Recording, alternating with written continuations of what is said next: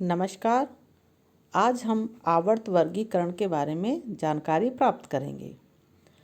जैसे हमारे पास बहुत सारा सामान हो जाता है और उसको हम अपने घर में व्यवस्थित करके रखते हैं, जिससे आवश्यकता पड़ने पर हमारा सामान हमें एनी टाइम मिल जाए।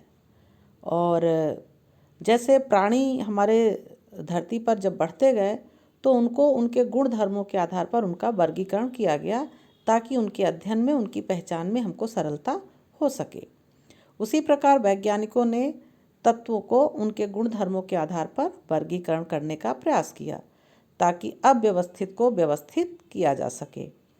सबसे पहले जो हमारे पास तत्व थे उनको दो भागों में वर्गीकृत किया गया। एक भाग था धातु और दूसरा भाग था अधातु। और तत्वों के बारे में जैसे जैसे हमारा ज्ञान बढ़ता गया, वैसे वैसे उनके वर्गीकरण के प्रयास किए गए। तो वर्गीकरण के इस क्रम में डोबे राइनर ने एक त्रिक नियम दिया। उन्होंने तीन तीन तत्वों के समूहों को लिया और उन समूहों को, उनके परमाणु भार को आरोही क्रम में ऊपर से नीचे की ओर व्यवस्थित किया। और इन तीन समूहों में जो बीच वाला तत्व था उसका परमाणु द्रव्यमान उस समूह के अन्य दो तत्वों के परमाणु द्रव्यमान के लगभग औसत होता है। इस नियम को त्रिक नियम कहा जाता है। और इसके बाद फिर न्यूलैंड ने अष्टक नियम दिया। 1861 में उन्होंने अष्टक नियम दिया और अपने नियम में भी उन्होंने परमाणु द्रव्यमान को आरोही क्रम में लगाया और उस समय तक ज्ञात जितने तत्व थे उनको व्यवस्थित किया। इन्होंने अपने सारणी का प्रारंभ हाइड्रोजन से किया, जो सबसे छोटा तत्व था, और समाप्ति जो है 56वें तत्व थोरियम से की। इनके अनुसार प्रत्येक 8वें तत्व का गुणधर्म प्रथम तत्व के गुणधर्म के समान होता है। जैसे संगीत में प्रथम स्वर सा से शुरू होता है और 8वें में फिर से सा रिपीट होता है, उसी प्रकार तत्वों में जो 8वां तत्व है उसका गुणधर्म प्रथम तत्व के समान होता है। लेकिन यह जो सिद्धांत था वो उस समय तक ज्ञात कैल्शियम तक के ही तत्वों पर लागू हो पाया। जैसे संगीत में सा, रे, गा, मा, पा, धा, नी 7 स्वर हो गए और 8वां फिर से हमारा सा रिपीट होता है। उसी क्रम में इन्होंने hydrogen, lithium, beryllium, boron, carbon, nitrogen और ऑक्सीजन 7 समूह लगाया और 8वें में फिर उन्होंने फ्लोरीन को दिया। इस प्रकार से इन्होंने अपना अष्टक नियम दिया और वर्गीकरण किया।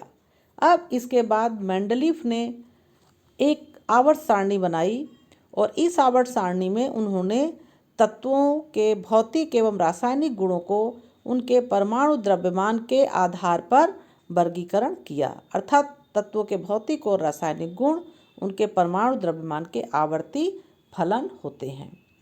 अब मेंडलीफ की आवर्त सारणी में जो कमियां थीं उनको दूर करने के लिए मोज़ले ने 1913 में एक आवर्त सारणी नई बनाई और उन्होंने आवर्त सारणी में जो आधार रखा वो परमाणु भार का न रख करके परमाणु क्रमांक का रखा। अर्थात मोज़ले ने बताया कि परमाणु के भौतिक एवं रासायनिक गुणधर्म उनके परमाणु क्रमांक के आवर्ती फलन होते हैं और तत्वों को उनकी परमाणु संख्या के आरोही क्रम में व्यवस्थित किया। और इनके इस नियम को आधुनिक आवर्त नियम के नाम से जाना जाता है और इनके द्वारा बनाई गई सारणी को आधुनिक आवर्त सारणी कहा जाता है। इस आवर्त सारणी में 18 ऊर्ध्वाधर खाने हैं जिसे समूह कहा जाता है, 7 क्षैतिज खाने हैं जिन्हें आवर्त कहा जाता है और कुल 118 तत्व हैं। प्रथम आवर्त में 2 तत्व हैं, द्वितीय और तृतीय आवर्त में 8 तत्व हैं, चतुर्थ और पंचम आवर्त में 18 तत्व हैं, 6वें आवर्त में हमारे जो हैं वो 32 तत्व हैं और 7वां आवर्त हमारा अपूर्ण है।